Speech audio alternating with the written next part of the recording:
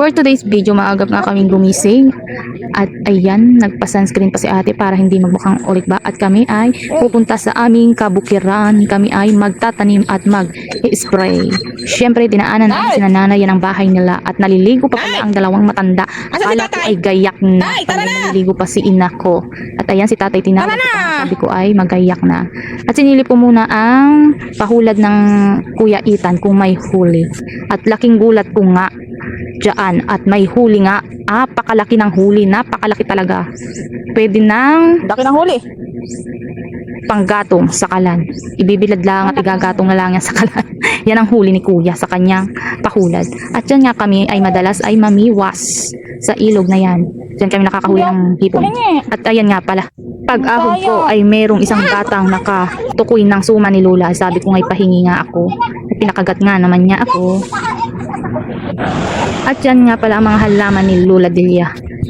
At naalala kong talian ng aking pajama dahil ay naalwas sa aking puta. Ay nakakasura sa gabalaang sa paglalakad. Kaya yan. At ari nga pala ang halamanan ng aking nanay at tatay. Mga pinya, marami ng putihing pinya. Pagdating ng ilang buwan, ilang linggo, ayan mga sitaw, o ano-ano mga tanim. Ayan, gayak na nga si tatay.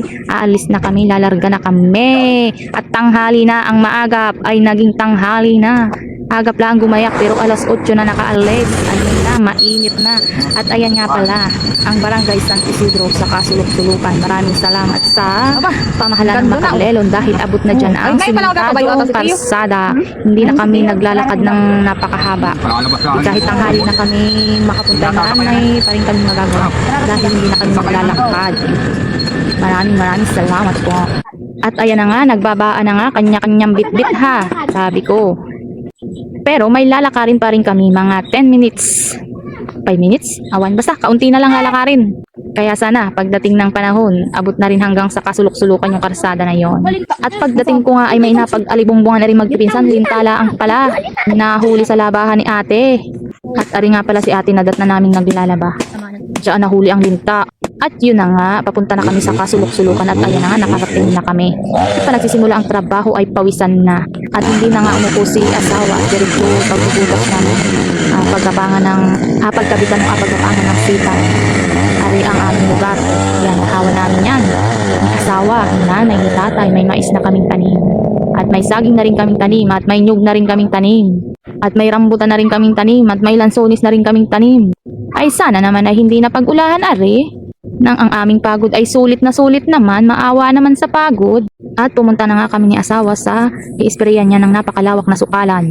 Iniwan na niya kay Kuya Ethan yung pagpagapangan ng sitaw. At ayan na nga, ang simula na nga si asawa mag-spray. Hindi na namin pinakita kung paano kami tumapo. Ay naku, ganun laking abala pala rin pagbibidyo. Ay ako ang umigib. Ay alangan namang mag-video pa ako habang umiigib. Ay saan ko ababa rin cellphone? Ay baya, iyan sabi ko. Kaya ayan, yan na lang, binidyo ko, nag-spray na siya. Kainamang abala rin naman na rin pagbibidyong ari ay. Dangan lang at baka sakaling pasweldohin ni Lola me. Ha, ay sayang rin naman. Lawak na agad na spray ni dati kaya medyo nagpahinga siya. At parang narinig ko nga siyang nagareklamo dyan. Sus, Ginoo, nasira naman yung sprayer.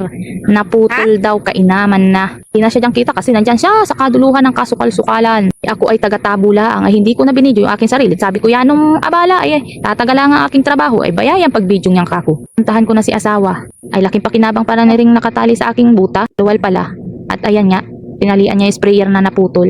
Ay kainaman na, yanong abala. Tapos ay tinawagan ko si Tia at yung kabayo ay nandun sa gilid na. Kako ay nag-i-spray kami ay ilipat. Ay sayang yaan, pag yan ay nakasabsab ng lason kako, ay nautusan pa ang buntis. At yun na nga, natapos na nga kami mag-spray. Kaya nagmerinda na kami. At nakaplano nga kaming sunod ay magtatanim naman ng saging. At ayan naman ang aking ina, nagagama sa maisa namin. At binisita ko nga ang aking kalabasang tanim. Ayan, tubo na pala. Pumunta na nga kami sa pagtatanim ng saging naman. Tingnan sa para kami ay may labunin, prituhin, siruyin, yubakin, banana cake, marhuya, binangi, awan kung ano-ano panluto sa saging. Kaya na ang pangalang mag-isip. At umahon na nga ako sa bundok para kumuha ng suwi.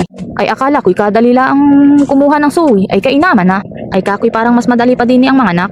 Ay nakailang bagsak na araw yung baritang ari hindi pa mabungkal-bungkal. Kaya si asawa na ang aking tinawag at ako'y nagpasana lang na suwi. Ako'y magtatanim na lang. At yan ang hirap pala niyang pagbungkal niyang suwing na yan. Laki-laki pa ng barita. Kaya ayan, nagtanim na lang ako. Mabigat-bigat din pala ang pagpasan na rin tuwing ere. Kala ko yan ng late-late ay ang bigat pala. At ayan na nga.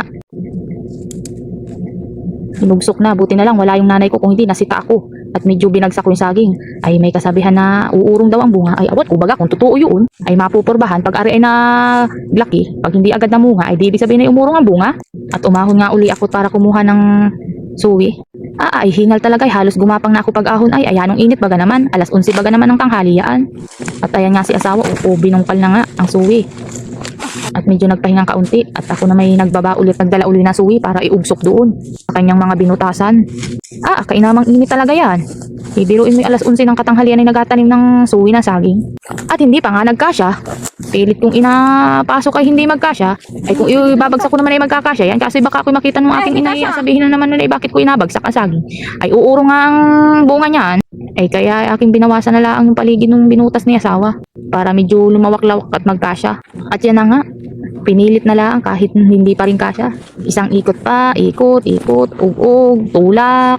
Ay nagkasya rin naman sa wakas at ayan na nga tinabunan ko na. Ikainamang tarik na tarik ang araw aba. Maya-maya ay nagplano na nga kaming bumaba at nagtig-isa na yung mag-ama ng suwing magtanim. At ako na may nakadalawa, nakakoy kaitig-isa na. Tayo bumaba na at talagang yanong init at ay baka ako'y maistro. At ayan na nga tinanim na ng mag-ama yung daladala nilang suwing. At kapo ako'y uuna ng bumaba at talagang hindi ko na kayang init.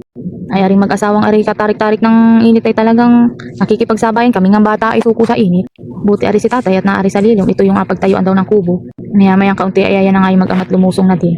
Mag-iintay naman kami ng pananghalian at maya-maya ay dumating na nga ang aming pananghalian. Salamat na lang kay Ate Sani na lagi kaming pinagluluto ng aming pananghalian. At ang paulam nga sa amin ay ginataang talong. Tapos ay may baon akong inalamangang talong. Di ba puro talong?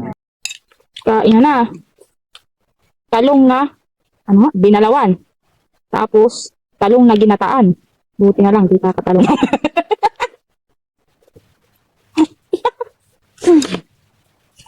Init.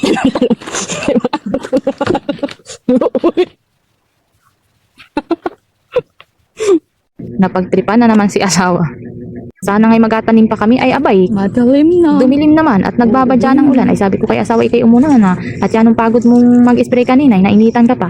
Saka na yung pagtatanim ng saging na yan, kaysa naman ikay maabutan ng ulan kako. Ay ari namang salong naming ari ay salong lang yan. Di naman yan mapapakinabangan pag naulan. At ang tubig ay lampasan. At ayun na nga, umuwi na nga kaming lahat. At habang nga kami naglalakad pa rin sa labas, sus, tumingkad naman ang init. Ay nakakalokong panahon nga. Talaga. At ayan nga, nadatnan ko si Bunso, nag-aayos nung inalis niyang trapal dun sa motor na tinahog ni daddy niya. Aba, may pagkukusang bata. Napaaga ang aming uwi. Ay maigit, nakakapahinga ng maaga. At ako yan dami pang gagawin na kasuhin ko pa ang mga gamit ng aking mga estudyante. At hindi pa ako tapos manahin ng notebook at magpabalat. Ay naku, buti na lang talaga at may karsada. Napakabilis na ng aming pauli-uli. Hayahay na. Pero pag tag-ulan ay hindi kami makaahon din. Dito, yun lang. Sana ari ay masiminto din. Madali ang paglusong. At inihatid nga lang namin si nanay ni tatay sa kanilang bahay at kami ay lumayas na rin at kami umuwi na sa aming bahay. At naari na nga kami sa aming bahay. Thank you for watching. Pahinga muna tayo. Salamat!